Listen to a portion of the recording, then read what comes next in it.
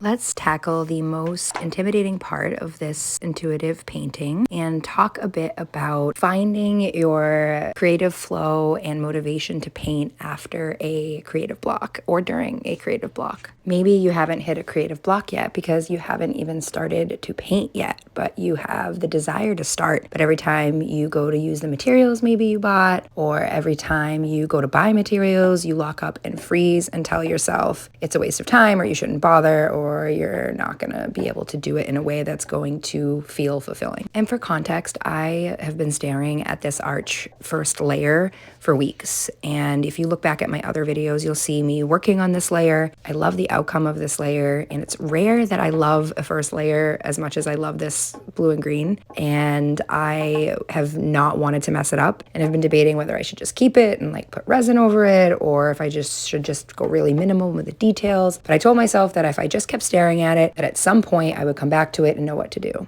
And that is exactly what is happening here and what you're watching. Over time, through intuitive painting, through allowing myself to create ugly art, through having a constant conversation with my inner parts and inner creative parts, inner parts that want to be creative but aren't, and I'm always reflecting on what gets me to a place where I am blocked from painting. And through that intuitive painting, not even through anything fancy, just through intuitive painting, I am working through my blocks. And by learning how to paint from your intuition with no plan, with no perfectionist to running the show, you start to understand what you need to do during a creative block to get there. And sometimes the creative block is overarching and it's your whole process you're having a hard time moving to the next point with or doing anything with, or it's just getting the process started at all.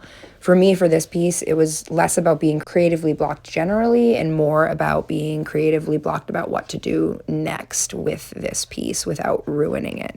And then trying to find the courage to go for it and push through the piece, knowing that there was a chance it could mess up that first layer, so to speak. And there's really no fancy trick to getting through the next layer without messing it up. The trick is really just to know that you might mess it up. To know that part of the process is making mistakes and then learning how to fix them. Making mistakes and still coming back to the process anyways. Making mistakes and not chalking it up to you being a failure of an artist or you not having the skills to be an artist. What you see on social media, what you see through even like Bob Ross, you're not seeing them painting things that are uncomfortable for them. You're not seeing people painting through, maybe in some influencers in the art world do a good job of sharing both their highs and lows of their process, but a lot of the time people are really trying to highlight how skilled they are, and you're not seeing what it takes to get there.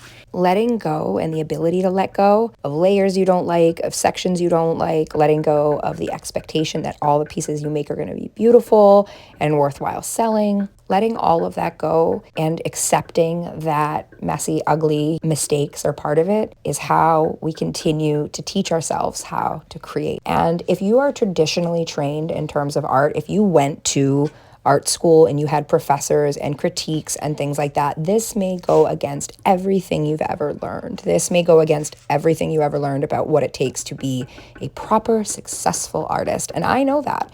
And I'm willing to be the resistor / challenger in this journey of you don't have to have a harsh critic inside to create, to be good at something, and it doesn't make you soft. And if it does make you soft, then why is that a bad thing? Just like how it feels when we soften the edges of our paintings, that's how it feels to soften to ourselves and to our practices. It is like this exhale, this deep exhale. So ask yourself, am I hardened to my art practice? Is my rigidity in how I approach my painting or my art making preventing me from loosening up in a way that is allowing me through these blocks, letting me open up the door of a block? Because blocks are a great time to just fuck around and find out, for lack of a better way of saying it. It's a great way to just find an old canvas, find a broken canvas, find a piece of scrap paper, and just let your inner child who didn't care about rules or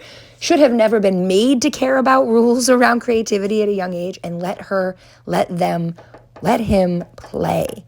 And if you notice that even talking about your inner child brings up memories of perfectionism and fear and rigidity, even more reason to challenge yourself to allow that inner child to be the little kid they never got to be, because it's never too late for that. I don't care if you're 30, if you're 40, if you're 70, if you're 98 years old. I don't care if you're 101.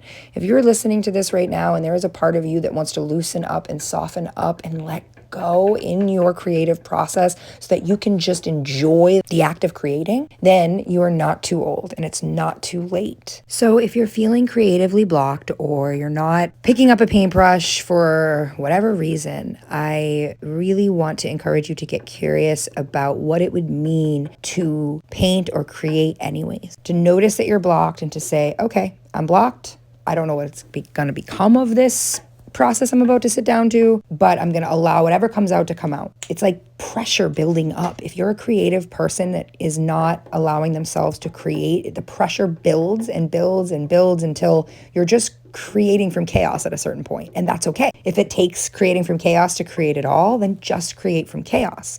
If it takes creating from nothingness because you're totally disconnected and dissociated from the creative practice, then start with stick figures. Start with taking your left hand, take a broken crayon in your left hand, or if you don't have a broken crayon, then just any rewriting utensil in your left hand or in your non-dominant hand. I'm sorry, I'm assuming everyone's a righty. That is discriminatory. I apologize.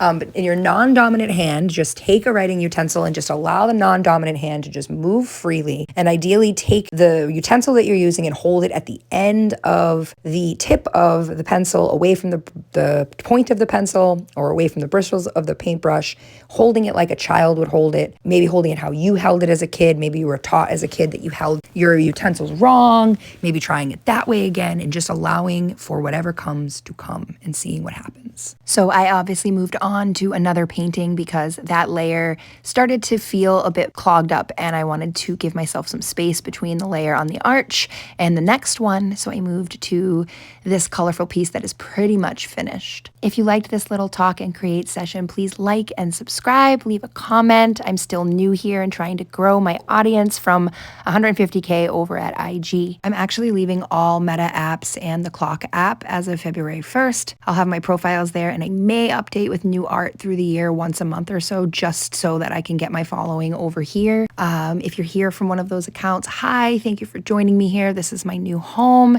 It's the only place that feels safe right now on the internet. And I'm so appreciative of having you here. It's been a wild ride coming from a big following over there. So I appreciate you all so much.